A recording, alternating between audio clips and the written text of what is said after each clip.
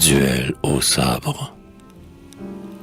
Dans le café, c'était en 1817, où souvent, avec les demi-soldes, il passait 1 heure à regretter son ancienne cocarde. Le commandant Simon, des chasseurs de la garde, rêvassait, accoudé devant un grog au rhum. Très râpé, mais gardant un certain décorum, il portait le chapeau tromblon, la forte botte, à glands de soie et, sur sa longue redingote, arborait un ruban large au moins de 2 doigts. Car, depuis Austerlitz, ce brave avait la croix. Une balafre au front, les favoris en crosse, de pistolet, le teint boucané, l'air féroce, tel, sous Louis XVIII, était le commandant. Un timide aurait eu peur, rien qu'en regardant ce dur masque engoncé dans le col militaire.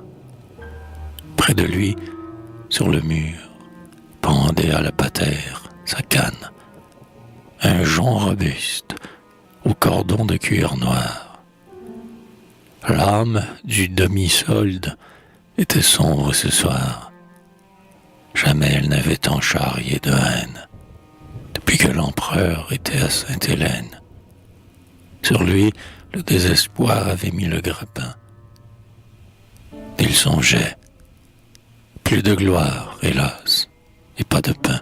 Moi, hussard de l'an 1, moi, vainqueur de Jemmapes, qui de toute l'Europe ait connu les étapes, et traîné 25 ans, des sabres aiguisés, sur le peau des chouans et des coalisés.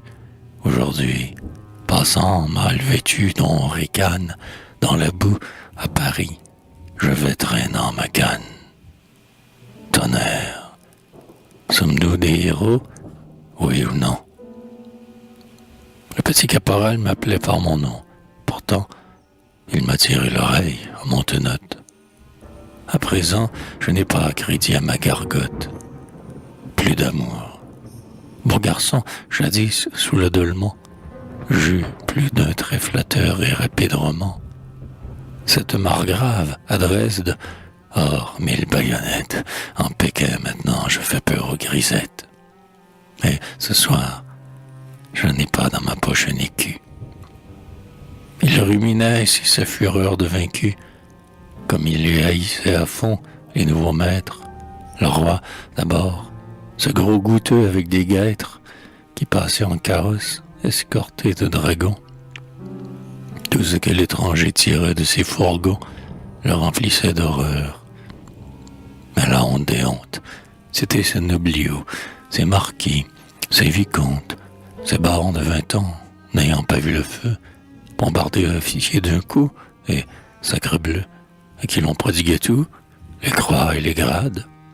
Sur leur compte, ils pensaient comme les camarades, qui, près d'un bol de punch, les visages échauffés, jouaient au domino, dans un coin du café.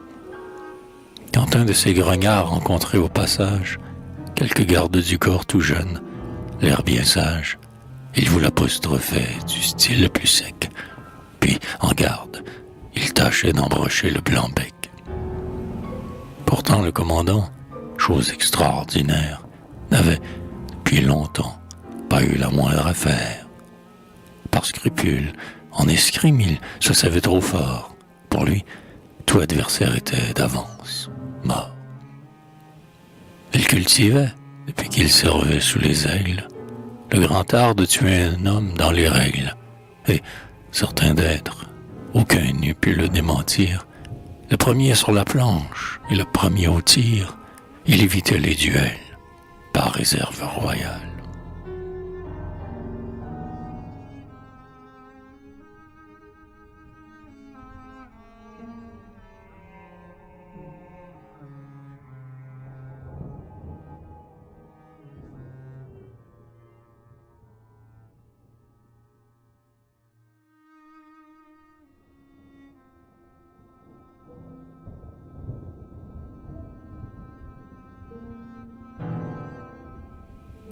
Soudain, 3 officiers de la garde royale entrent très bruyamment, le teint illuminé. les yeux brillants, on voit qu'ils ont trop bien dîné. Que d'éperons, c'est un tapage épouvantable. On s'installe et l'un d'eux frappe alors sur la table. Du champagne. C'est un gamin si jeune encore que, pour moustache, il n'a que de légers fils d'or. Un regard langoureux, l'air d'une femmelette, à peine un homme enfin, et déjà l'épaulette. Le nez du commandant s'est froncé de courroux. Pourquoi lui viennent-ils montrer, ces jeunes fous, leurs culottes de peau qui collent sur la jambe, leurs casques, leurs plumets, tout ce galon qui flambe, tout ce qu'il n'a plus droit de porter maintenant? S'il risque, tout à l'heure, un seul mot malsonnant contre son empereur, son Dieu, son Bonaparte, le vieux bretteur, si fort sur le contre de Quarte, ce soir, tant pis pour eux, est prêt à s'aligner. Pourtant, aucun motif, d'abord, de s'indigner. L'humeur des jeunes gens, après boire, est folâtre. Ceux-ci parlent entre eux, chevaux, femmes, théâtre, confusément d'ailleurs, effet du Chambertin. Ferdinand, j'ai monté mon bébrun ce matin. Bonne bête, mon cher, mes pouliches est meilleure. Elle m'avale au trot en une demi-heure la route de Saint-Cloud, et c'est un long ruban. Que la duchesse était belle sous son turban, l'autre soir chez monsieur, des épaules de reine. Quel est donc cet Anglais qu'à sa suite elle traîne? L'or râlé, il obtient, m'a-t-on dit, ses bontés. J'ai bien ri, mes enfants, hier aux variétés, allez-y donc, Vernet et Potier sont très drôles. Le demi-solde n'a qu'à hausser les épaules. Propos des garnisons. Mais le beau Mirliflor, le joli lieutenant la moustache d'or, distrait comme parlant d'une chose futile, demande que devient donc l'ogre dans son île. Il n'est plus question de Buonaparte. Le cœur du vieux soldat, dans son coffre, a sauté, suffoquant de colère. Il se lève, décroche son jonc de la patère, en quatre bonds s'approche des officiers, regarde en face le petit et gronde entre ses dents. Comment avez-vous dit? Le jeune homme à son tour se lève avec surprise. L'œil terrible fixé sur le sien le dégrise. Il toise l'enragé brusquement apparu et, d'un ton insolent, « Que le homme à l'autrui » dit-il. Alors Clampin, c'est toute ta réponse? Je vais donc t'enseigner comment ça se prononce, Bonaparte. Et, d'un geste outrageant de dédain, le commandant brandit un instant son gourdin. Le jeune homme a du cœur. Il frémit sous l'insulte, porta la main au sabre, on le retient. Tumulte. Lâchant leurs dominos, au bruit de l'incident, les demi-soldes, leurs farouches, l'œil ardent, sont accourus, et leurs redingotes râpées autour du commandant sont maintenant groupées. La dame du comptoir est pâle de terreur, car l'un des vieux soldats de l'empereur est telle pour ces gens de cour en uniforme qu'un l'un fait tournoyer déjà sa trique énorme, croyant que la bataille est près de commencer, qu'un autre a relevé ses manches pour boxer, et qu'un troisième s'est armé d'une bouteille. Mais l'adjudant-major, ouf, des vieux de la vieille, inglorieux débris des grenadiers à pied, entreprend d'arranger l'affaire comme il sied. Grand ferrailleur, il a l'usage de la chose. Très digne et grasséant, ce sage s'interpose. Présentez-vous d'abord, messieurs, ordonne-t-il, soit commandant Simon, comte de Roménil. L'enfant est dans un grand trouble, mais le surmonte. Sa voix n'a pas tremblé. Bravo, le petit comte. Au sabre, n'est-ce pas? Vous êtes cavaliers, tous deux, reprend le vieux Nestor des grenadiers. Au sabre. Pour demain 9h, à Grenelle, au grand vainqueur, c'est un cabaret à tonnelle. Le patron est servi. C'est un Égyptien. J'y joue au cochonnet. Nous serons là très bien. C'est dit. Chacun reprend une pose correcte. D'un regard noir, encore une fois, l'on s'inspecte. Puis ce sont des saluts faits d'un air de hauteur. À demain donc, monsieur. Serviteur. Serviteur.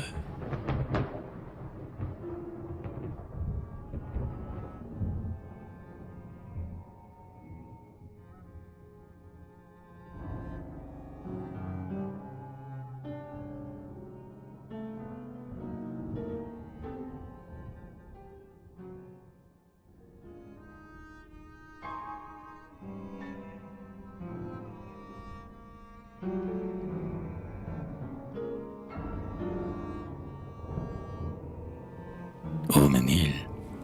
L'ancien guide est dans sa pauvre chambre. Pas de feu, bien qu'on soit en plein mois de décembre. Les mains au dos, baissant le front d'un air pensif, il marche à pas pesants, tel qu'un fauve captif. La chandelle des 6 qui coule sur la table projette durement cette ombre formidable sur la muraille où sont pendus des pistolets et des sabres. Le froid taudis, les meubles laids, tout lui rappelle ici sa misère et sa chute.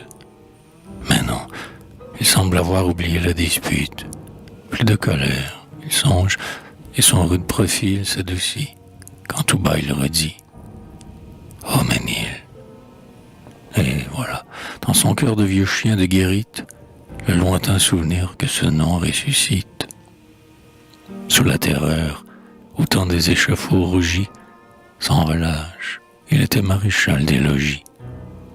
Son escadron campait aux environs de Nantes, où, Carrier, ses horreurs de loin sont surprenantes, se gorgeait, tigre affreux, de sang frais tous les jours.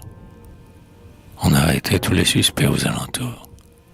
Or, un matin, Simon croit s'y trouver encore, un gredin, ceinturé d'un haillon tricolore, avec le regard fou et l'âge des mouchards, vient au chef d'escadron réclamer 2 hussards pour conduire au chef-lieu la ci-devant comtesse d'Auménil, avec consigne très expresse de la tenir de près, de la surveiller.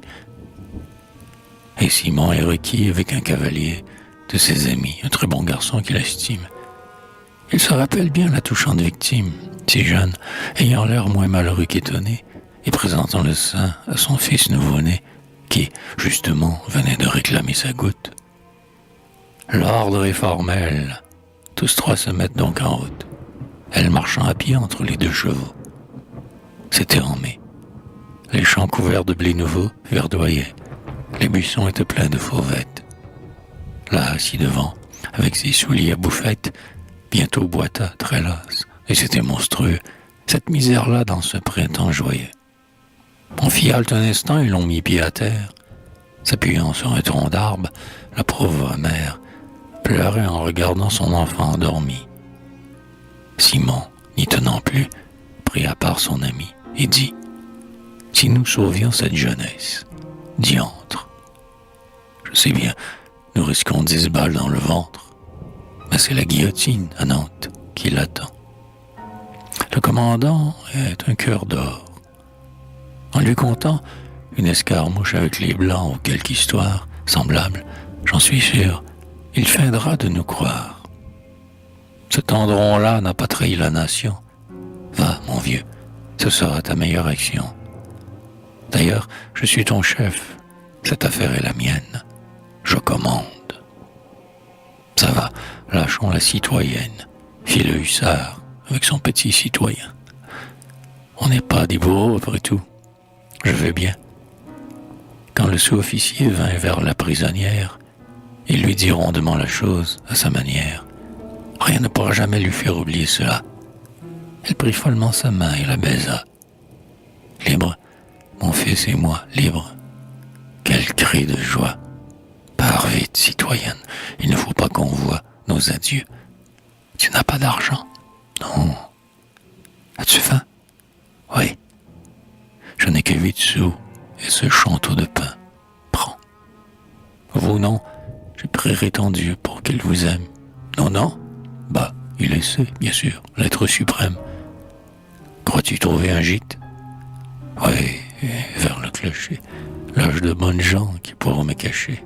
Corzy, mes chers sauveurs, bonne chance, la belle. Adieu. Les cavaliers se remettent en selle et reviennent au camp où le chef d'escadron accueille le récit, d'abord par des jurons, puis, devinant le fait qu'il faut que nul ne sache, il sourit, doucement ému, sous sa moustache. Telle est sa généreuse action de jadis, dont se souvient le vieux soldat dans son taudis, et de sa violence, à présent, il a honte. Auménil, oui, c'est bien le nom. Ce jeune comte, avec qui je me bats demain, au grand vainqueur, c'est l'enfant que j'ai vu, tétant de si bon cœur. Voilà 23 ans. Ouais, c'est à peu près son âge. Je retrouve les traits, dans son joli visage, de celle qui marchait entre les deux hussards. Nous nous battrons demain. Ce sont là des hasards, comme monsieur Ducret, du Minil en invente. Mais j'y songe, sa mère est encore vivante. Naguère, en un journal, j'ai vu son nom cité pour je ne sais plus quelle œuvre de charité. Quel coup du sort! Ainsi cette pauvre Matine qui, sans moi, s'en allait droit à la guillotine, demain, je lui tuerai peut-être son enfant. Jamais, jamais. Je vois encore là, si devant, couvrir ma grosse main de baisers et de larmes. Ce galopin doit être une mazette aux armes, et c'est très dangereux, mes coups de vieux troupier. Mais voilà bien comment sortir de ce guépier. Ouais, Bonaparte, c'est vrai, l'ogre de Corse. Il a dit, tout enfant c'est noble ont les forces d'insulter bêtement notre pauvre empereur. Mais, soyons francs, j'eus tort de me mettre en fureur. L'affaire cependant ne peut finir qu'au sabre. S'expliquer? Non. L'enfant a du sang, il se cabre sous l'éperon. Quand j'ai sur lui levé la main, monté une pipe, il s'est bien tenu, le gamin. Sur la planche, en 3 mois, j'en ferai un artiste.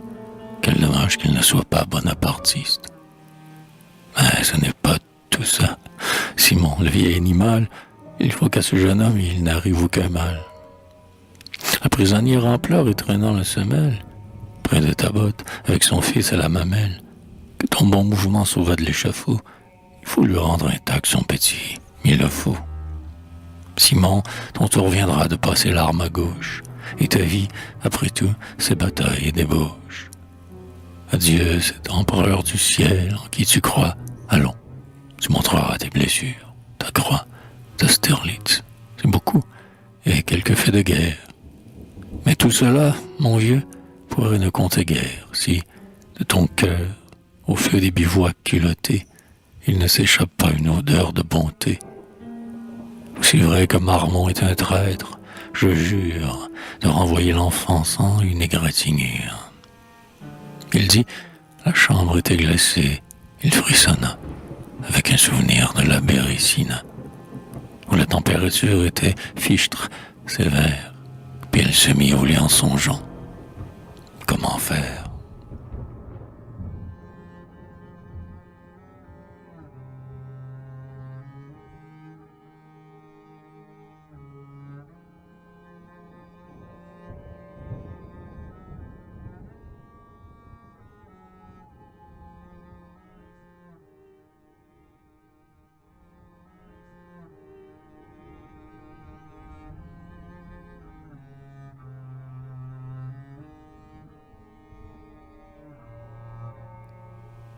Au grand vainqueur, sinistre endroit de rendez-vous, ce matin il dégèle et le temps est plus doux.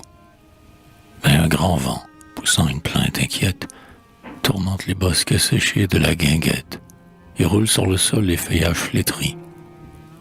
Le ciel est encombré de gros nuages gris, et leur foule, là-haut, court, se bouscule et glisse. En petite tenue, en bonnet de police, les jeunes officiers sont là, bientôt rejoints par le vieux demi-solde et par ses 2 témoins. Tant de monde épouvante et fait s'enfuir les poules. Rouf l'a dit, on sera bien dans le jeu de boules. Pour le combat, on fait donc les préparatifs, tandis que les témoins comparent, attentifs, le poids et la longueur des sabres d'ordonnance. Sur le comte qui fait très bonne contenance, Simon jette un regard un peu près paternel. Pourtant Pourtant voici l'instant tragique et solennel. Les habits sont gênants pour se battre. On les ôte. Puis les deux champions, sabre en main, garde haute, se font face. Et, vraiment, le contraste est complet entre ce fort gaillard et ce blond gringalet. Ici, rude vigueur, et là, chétive grâce. Allez, monsieur, dit Rouf enfin, de sa voix grasse. Certes, pour les grognards, témoins du commandant, ce joli cœur est mort déjà, c'est évident. Car, dans plus d'un assaut, Simon, cambrant le torse, leur prouva son sang-froid, sa souplesse, sa force, son coup d'œil infaillible et sa poigne d'acier. Il va fendre le crâne à ce fat officier, assez fou pour avoir insulté leur idole. Mais, soudain, le regard étonné se désole. À quoi pense Simon? Est-ce pour plaisanter? Il part seulement les coups sans riposter. L'adversaire portant comme faute sur faute. Qu'a donc Simon? Pourquoi quitter la garde haute? Et ce coup, le gamin le tuait pour un peu. Le fait-il donc exprès? Ah, touché, sacrebleu. C'est vrai, le plus fameux escrimeur de l'armée, l'épaule par un grand coup de sabre entamé, vient de laisser tomber son arme en gémissant. Il chancelle, et son linge est tout rouge de sang. Rouf accourt, le soutient, aidé du camarade, mais le vieux grenadier grommelle une algarade. Comme tu saignes, mais quand même, je t'en veux. C'est donc vrai. Toi vaincu, touché par ce morveux. Tonnerre. Mais Simon, très calme, le rassure. Qu'y faire? On n'en meurt pas. Ce n'est qu'une blessure. Sur un banc, ses amis, alors, le font asseoir. Puis Rouf, avec ses dents, déchire son mouchoir, lave la plaie ouverte et de son mieux la panse. Pendant ce temps, le comte, ébloui de sa chance, mais descend et, de plus, n'ayant pas mauvais cœur, s'efforce de cacher sa fierté de vainqueur. Il a remis veste et bonnet jetés à terre. Enfin, très froid, après un salut militaire, les officiers du roi laissent là le blessé. Simon reste rêveur après qu'ils ont passé. Pour ce jeune homme, il sent presque de la tendresse. Son épaule, que Rouf soigne avec maladresse, lui fait mal, mais ce cœur généreux est content. Et malgré le grognard sans cesse répétant, blessé par ce clampin dont la chose est trop forte, un ancien de la garde, un chasseur de l'escorte, il se dit que ce duel, pour la vieille maman, va faire de son fils un héros de roman. Et songe, en réprimant une grimace amère, cela ferait plaisir à madame sa mère.